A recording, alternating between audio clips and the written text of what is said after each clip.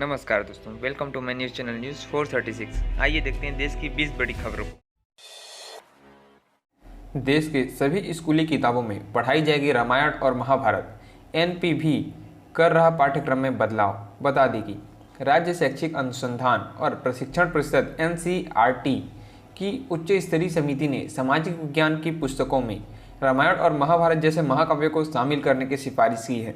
समिति के अध्यक्ष CI जैक ने मंगलवार को इसकी जानकारी देते हुए कहा कि कक्षा 7वीं से 12वीं के विद्यार्थियों को रामायण और महाभारत पढ़ाना महत्वपूर्ण है, क्योंकि किशोरावस्था से ही विद्यार्थी अपने आत्मसम्मान, देशभक्ति और राष्ट्र के गौरव का निर्माण करते हैं।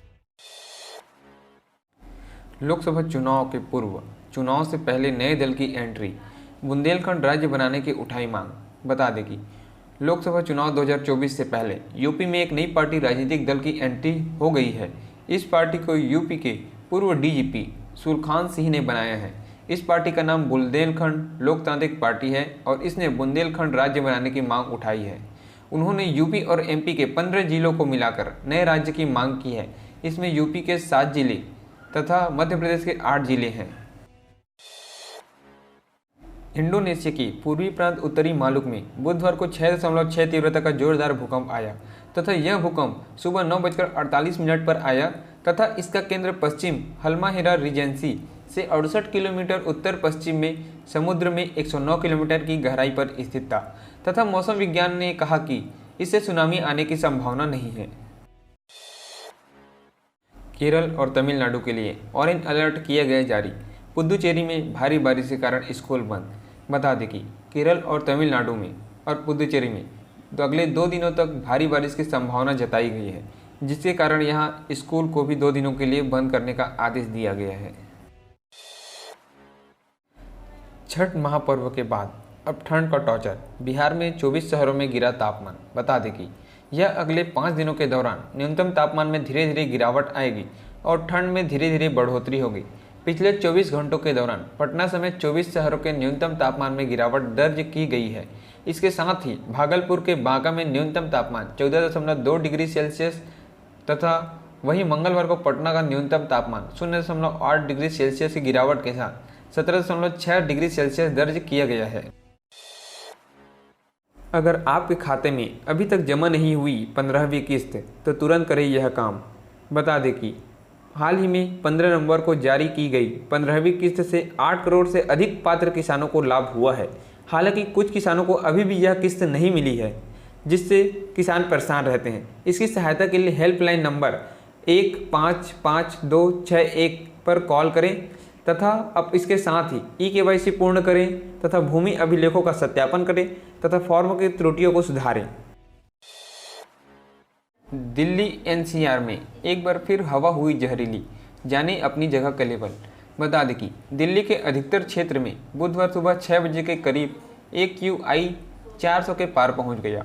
केंद्रीय प्रदूषण कंट्रोल बोर्ड CPCB ने कई इलाकों के आंकड़े शेयर किए हैं। आपको बता दें कि अशोक विहार में AQI 405, Major Dhyanchand National Stadium में AQI 404, जहांगीरपुरी में AQI 428 तथा द्वारका सेक्टर 8 में 403 तक पहुंच गया है तथा राजधानी में सुबह 6:30 बजे करीब इंडिया गेट पर धुंध की चादर देखने को मिली। दिल्ली NCR में फिर मौसम लेगा करवट, नए पश्चिमी विक्षोभों से बने बारिश के आसार। बता दें कि IMD के वैज्ञानिक डॉक्टर सोमा की माने तो एक कमजोर पश्चिमी विक्षोभ आने का आसार है। हम 24 से 25 नवंबर के नज़दीक उत्तर पश्चिम भारत के क्षेत्रों में मौसम बदलने की उम्मीद कर सकते हैं। ताज़ा पश्चिमी विक्षोभ के कारण उत्तर पश्चिम भारत के मैदानी क्षेत्रों में बादलों की आवाजाही देखी जा सकती है तथा उत्तर पश्चिम भारत में क्षेत्रों में मौसम बदलने की उम्मीद है तथा दिल्ली का हल्का और मध्यम श्रेणी का कोहरा भी देखा जा सकता है। इजराइल ने 4 दिन के युद्ध विराम को दिया ग्रीन सिग्नल तथा हमास करेगा बंधकों की रिहाई। बता दें कि इजराइल और फिलिस्तीनी आतंकी संगठन हमास के बीच 7 अक्टूबर को शुरू हुए युद्ध को 1 महीने से भी ज़्यादा का समय हो गया है तथा दुनिया भर के कई देश इस युद्ध पर विराम लगाने की मांग उठा रहे हैं। अब इजराइल और हमास के बीच एक बड़ी डील हुई है, जिससे कई लोगों को कुछ दिन के लिए युद्ध से राहत मिलेगी तथा 4 दिन के युद्ध विराम के लिए हमास भी इजरायली बंधकों को रिहाई करेगा। तथा इस डील के तहत हमास करीब 50 इजरायली बंधकों की रिहाई करेगा। बाबा रामदेव की आयुर्वेदिक कंपनी पतंजलि को 21 नवंबर को सुप्रीम कोर्ट ने फटकार लगाई है। कोर्ट ने कहा कि पतंजलि के विज्ञापनों में आधुनिक चिकित्सा पद्धतियों के खिलाफ झूठे और भ्रामक दावे किए जा रहे हैं। कोर्ट ने कहा कि पतंजलि के विज्ञापनों से लोगों को गलत जानकारी मिल रही है और इससे लोगों की सेहत को खतरा हो सकता है। कोर्ट ने पतंजलि को भविष्य में इस तरह के विज्ञापनों से बचने की चेतावनी दी है। बिहार के सरकारी कर्मचारियों की हुई बल्ले बल्ले, इतना बढ़ गया डीए। बता दें कि नीतीश सरकार ने सरकारी कर्मचारियों का 4% डीए बढ़ा दिया, यानी अब बिहार राज्य के कर्मचारियों को भी 46% डीए दिया जाएगा। इसकी घोषणा कैबिनेट के बैठक के दौरान स्वयं मुख्यमंत्री श्री नीतीश कुमार जी ने दी है। उत्तराखंड के उत्तरकाशी टनल के घटना से सबक, देश के सभी निर्माणाधीन सुरंगों का होगा सुरक्षा ऑडिट। बता दें कि उत्तराखंड के उत्तरकाशी में निर्माणाधीन सुरंग के धंसने की घटना से सबक लेते हुए राष्ट्रीय राजमार्ग प्राधिकरण NHAI ने वर्तमान में निर्माणाधीन सभी सुरंगों की सुरक्षा ऑडिट का फैसला किया है। इसके लिए संबंधित अधिकारियों को निर्देश दिए गए हैं। टाइम्स ऑफ इंडिया की एक रिपोर्ट के मुताबिक उत्तरकाशी के सिलक्यारा सुरंग हादसे के बाद NHAI देश भर में अपनी सभी 29 निर्माणाधीन सुरंगों का सिक्योरिटी ऑडिट करेगा। शीतकाल के लिए बंद हुए द्वितीय केदार महापद्मेश्वर मंदिर के कपाट। बता दें कि द्वितीय केदार महापद्मेश्वर मंदिर के कपाट आज बुधवार को सुबह 8:30 में शुभ लग्न पर विशेष पूजा अर्चना के साथ शीतकाल के लिए बंद कर दिए गए। दानी दाताओं के सहयोग से मंदिर को 5 क्विंटल फूलों से सजाया गया। अब द्वितीय केदार महापद्मेश्वर चल उत्सव डोली में विराजमान होकर मंदिर की परिक्रमा और अपने ताम्र पात्रों के निरीक्षण करते हुए शीतकालीन गद्दी स्थल ओंकारेश्वर मंदिर उखी मुठी के लिए प्रस्थान करेंगे।